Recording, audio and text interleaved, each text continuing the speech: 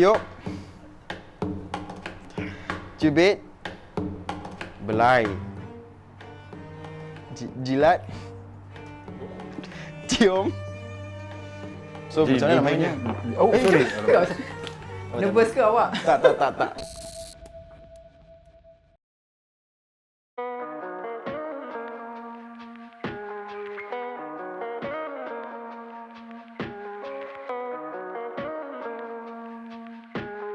Okey, topik kita hari ini ialah tentang hubungan seks ataupun hubungan intim bersama suami dan isteri. And I think this is a very interesting topic. Not a lot of people, especially in the Malay community, kita akan berbual because mungkin segan, malu, tak tahu siapa nak tanya, tak tahu macam mana nak tanya. But I think it is something that kita kena ambil tahu. So today kita ada Cik Enon dan juga Cik Osman.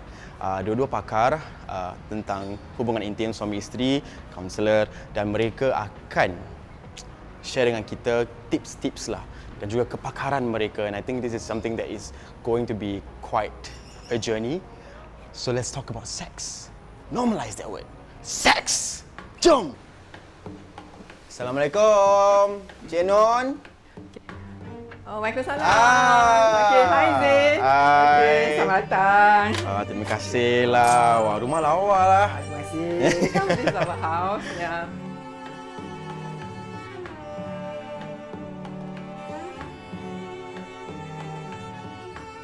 Pendidikan seks ini tidak boleh dihadkan dalam aspek fikih saja.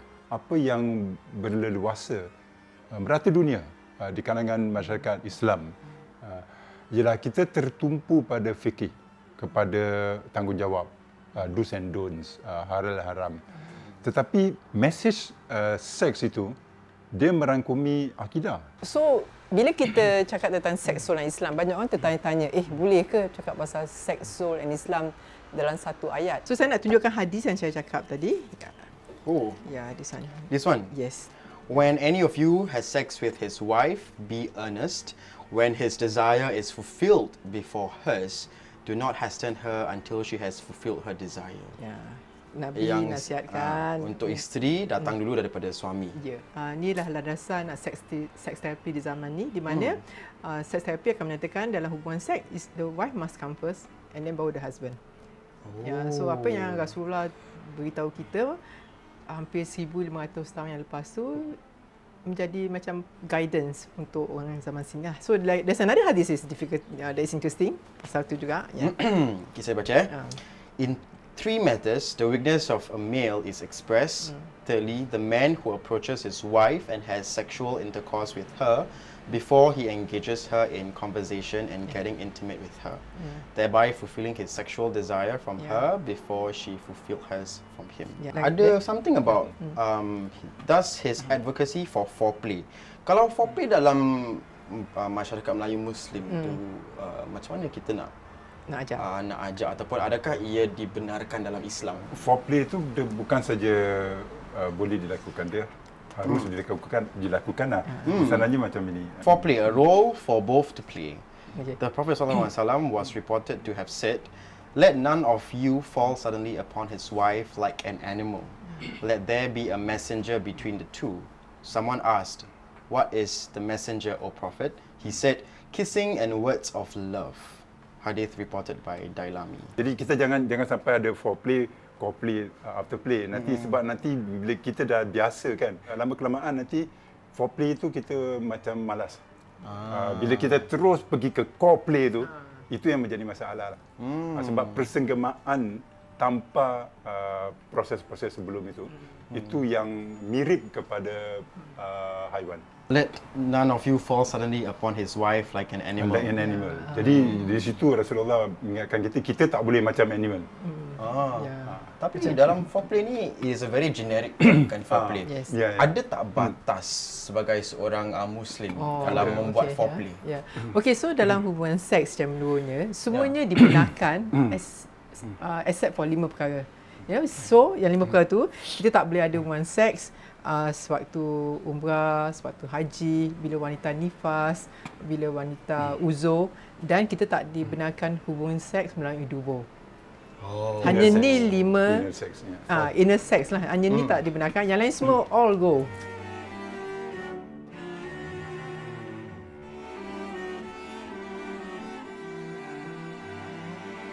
Jadi macam mana anda berdua ni berkecimpung dalam bidang ni ataupun mulakan untuk mendalami bidang ni? So ada pasangan saya counsel, mereka dah tidak mengadakan hubungan seks kadang-kadang dah 3 tahun, 7 tahun. Dan sebabnya pun berbagai sebab. Ada sebab masalah rumah tangga, ada sebab tak suka dengan suami atau ada pergaduhan dan mereka tak mahu bersatu. Tapi lama-kelamaan satu pihak tak akan terima keadaan ni dan menjadi menambahkan keretakan rumah tangga. Ada juga pasangan dari segi jasmani mempunyai kesukaran untuk bersama dan ini selalunya disebabkan mungkin ada trauma, mungkin ada pernah diperkosa semasa kecil. Ya, ini adalah isu yang sangat beratlah. Saya juga ada pasangan yang tak ada kepuasan dalam hubungan seks. Dan selalunya sebab kedua pihak tak faham apa yang berlaku kepada jasmani mereka bila bersatu dan mereka juga tak faham ada perbezaan rangsangan seksual antara suami dengan isteri. Kerana saya mempunyai kes begini, saya kena lebih faham dan lebih membaca. Dan juga ada kes-kes tu sebab di hubungan suami isteri, saya tak rasa selesa untuk bercakap dengan pihak lelaki.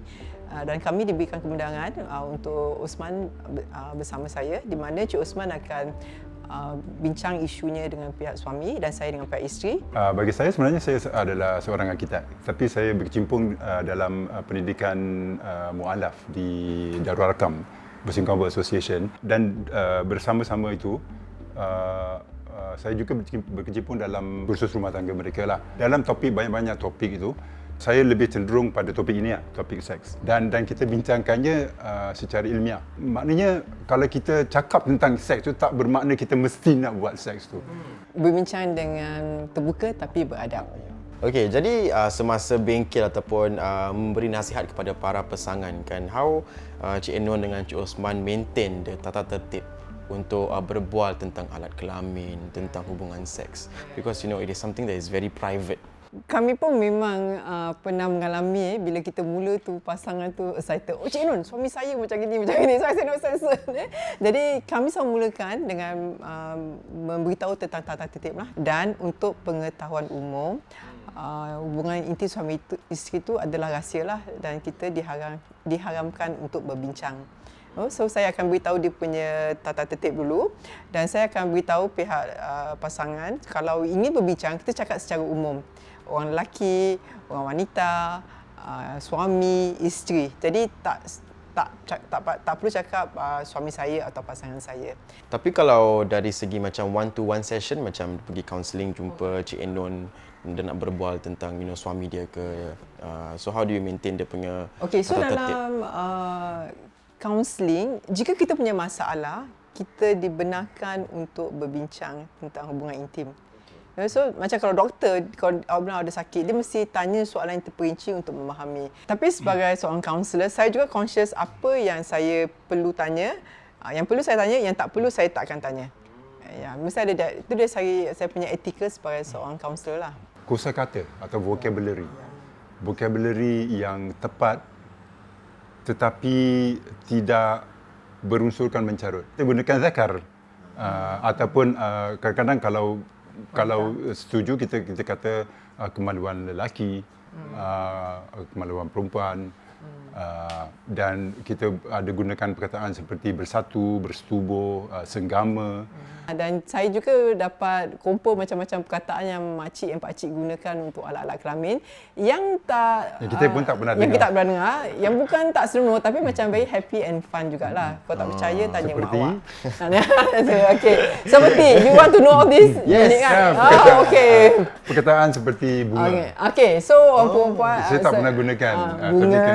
Bunga. Kemudian dari segi kegiatan tu yang saya belajar daripada mereka tu, seorang makcik tu cakap kayu bang, kayu.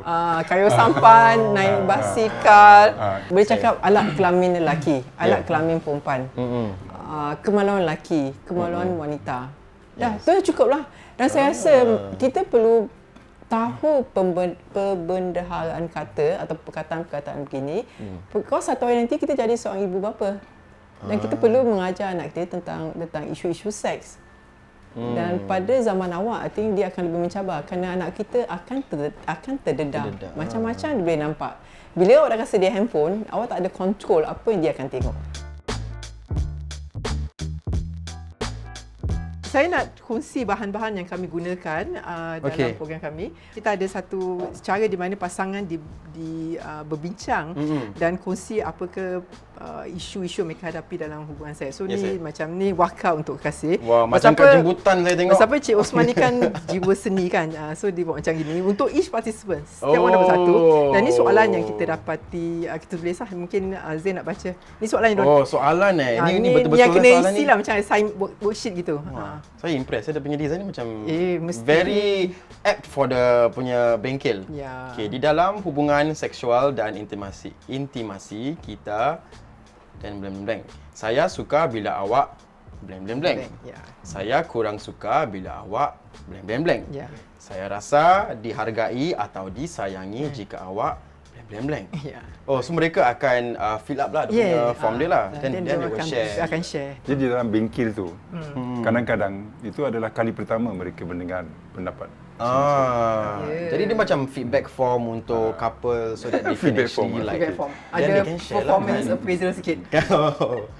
No, but I think this one memang I think it's very useful, especially kalau macam ada kalangan couple yang sukar untuk macam nak luahkan perasaan ataupun nak share like what they don't like or what they like about each other kan. Habis ni worksheet ke? Ni another one. This is a tea intimacy. Wah, ni macam a bit more emotional. Yes, relationship. more This is of about that- emotional relationship. Yeah. Actually message kita ada hubungan kelamin, the physical, tapi kita mesti ada that emotional connection. So second part of the day, dia focus on the emotional connection for each other. Because saya soalan macam sediakan, maafkan saya, saya akan cuba. So this is also feedback. And kita kena mempengukuhkan hubungan suami isteri. Suami tak boleh balik marah isteri, apa masak ni, you tahu kan I tak suka sambal belacan.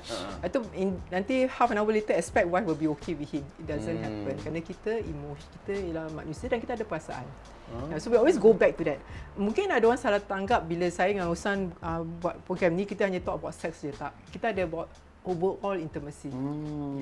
So macam very holistic lah kan. Yes, dia ada bahasa cinta. Nanti this is a good book, The Love Language. The advice and insights from the Prophet. Nasihat dan hikmah daripada Rasulullah. Jadi kita gabungkan apa yang kita dapat daripada unsur-unsur agama dengan yang apa yang kita dapat daripada unsur-unsur saintifik lah. Dan aspek yang ketiga adalah daripada unsur-unsur ilmu hubungan manusia. Tapi saya suka ni.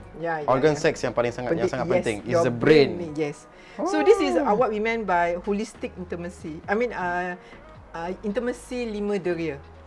Sentuhan yang then I show something that that is more important. And then we teach about sentuhan listrik. What's listrik? Ku rindukan sentuhanmu. Electrical. So dalam program ni saya mengajar sensual massage. Kerana saya nak fokus kembalikan pada suami isteri supaya kita bersentuhan dan kita mengurut satu sama lain. Ini adalah tradisi zaman dahulu yang kita dah lupa. Padahal last time tak tahu Saudara Zain biasa tak, macam masa saya kecil, mak saya akan urut saya kalau saya pening ke, saya demam. Ini zaman our parents dia tahu untuk mengurut sebagai nak bagi kita selesa, nak bagi kita comfort. But our generation lost it. So couple actually practice touching each other. Zain tolong bacakan. Oh, boleh. Intimasi sosial. Okay, then there's emosi, fikiran, jasmani dan juga rohani. Okay, actually saya ada banyak soalan lagi nak tanya. Apa kata kita duduk dulu? Oh, belum tu. Saya ada intimacy game. You boleh main dengan Usman. Sekarang Sorry. Intimasi game sekarang Ya. Just to Tak ada show. lah, kita Ni tunjuk kita je. buat. Ni kita buat dan Untuk Usman peserta tu. handcraft. Boleh saya tengok sekejap. Tiup. Cubit. Belai. Jilat. Cium. Geletek. Okay. Jadi So ni adalah macam dia punya action dia. ya, Action. correct. Okay, habis Biru kalau dah yang tahu biru Dia dah pernah pakai ke? Ni Dah anggota. anggota. Bibir, dada, peha, pipi. Ni apa ni? Ini Wing. wildcard lah. Wing. Ni Wildcard apa lah. wildcard? Mana-mana lah kau punya suka. Ya. Ni punggung. Okey. Faham. So macam mana nak mainnya? Oh, sorry. Nervous ke awak? Tak. Okey. So macam mana nak main ni? Limpah kedua. So belai dada. Okey, saya cuba walaupun saya tak ada pasangan, saya akan cuba. Ni teori aja. Gelitik peha. Oh, Osman, bukan Selamat. per sendiri, per pasangan. Per pasangan. per pasangan. Okey. Wow, interesting. Okey. Ya. Okey, actually saya ada banyak soalan lagi nak tanya. Okey, yes. Come, kita duduk dulu. Saya sebenarnya ada banyak soalan and I think my questions is macam maybe youngsters ataupun my age yang sekarang nak tahulah. So berbalik kepada Kama Sutra tu, ada tak positions ataupun ada punya movement yang kita boleh buat sebagai seorang Muslim? Because Kama Sutra kan is from Hindi punya origins. So sebagai seorang Melayu Muslim ataupun sebagai seorang Muslim, boleh tak kita buat Kama Sutra dan ada any macam limitations ke in terms of the positions? Dia tak ada kena-mengena tentang unsur sumber lah. Dia tak kira sama ada sumber itu daripada Hindi, India ataupun Barat, dari Jepun, dari India. Ini semua adalah idea lah. Dia tak ada larangan lah. Cuma kita ada batas-batas lah. Batasannya lah Okay. So yang penting satu, dia tak memudaratkan.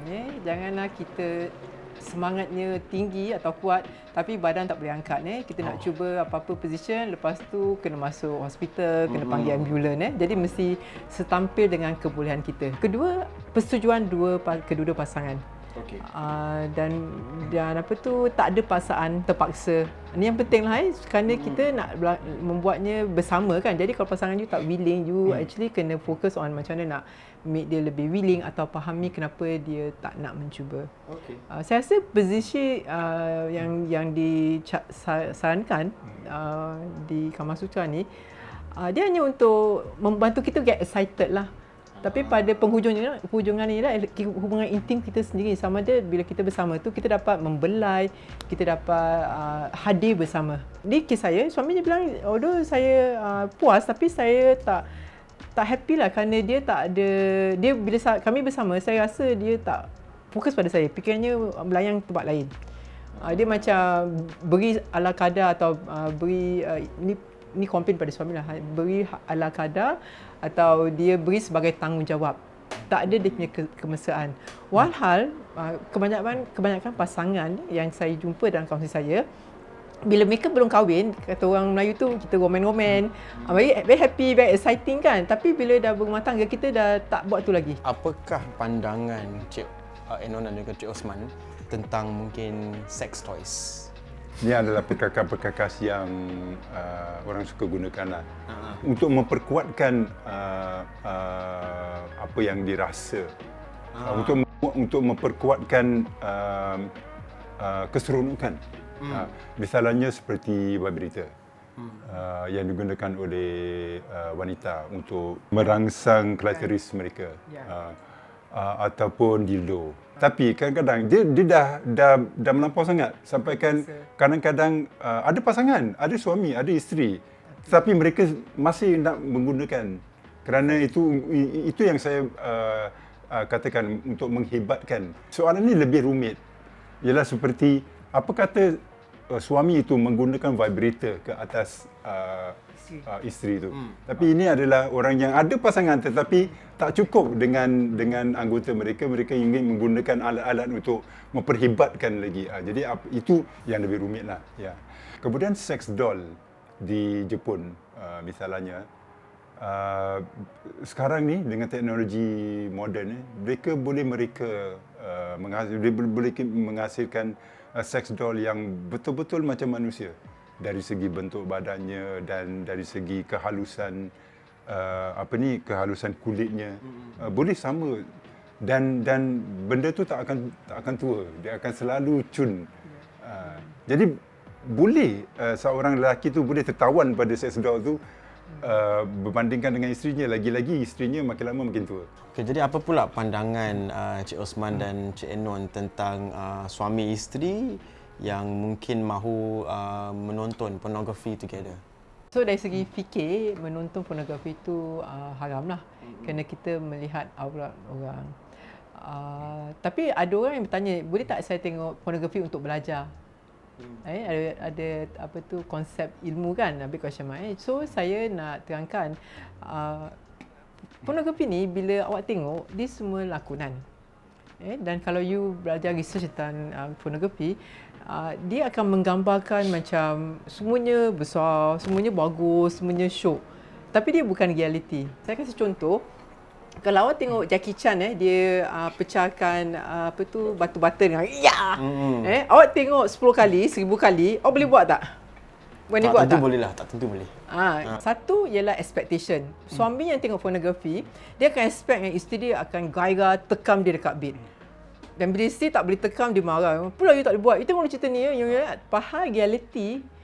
Hubungan suami isteri, kita ada banyak tanggungjawab, jaga anak, kemas rumah, masak, tutup tingkap. Kedua, lelaki yang selalu tengok pornografi, dia become addicted, second, first. And then sometimes dia ada performance anxiety.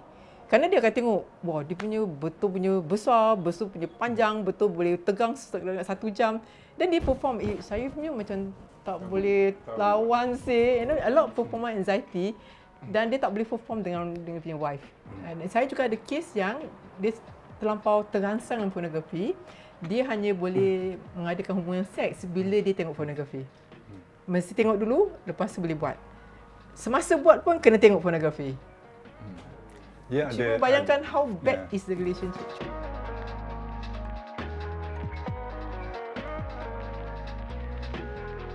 Satu tahap yang saya perasan di kalangan lelaki-lelaki yang lebih berumur. Perasan tak dalam masyarakat kita ni, Tongkat Ali popular sekali. Saya tahu. Yang lebih terkenal ialah Viagra lah. Ini jadi fenomena ini sebenarnya agak berleluasa di sini dan juga di merata dunia lah, di kalangan orang-orang lelaki yang merasakan bahawa mereka kehilangan power. Macam dia punya kejantanan dia. Kejantanan itu hilang.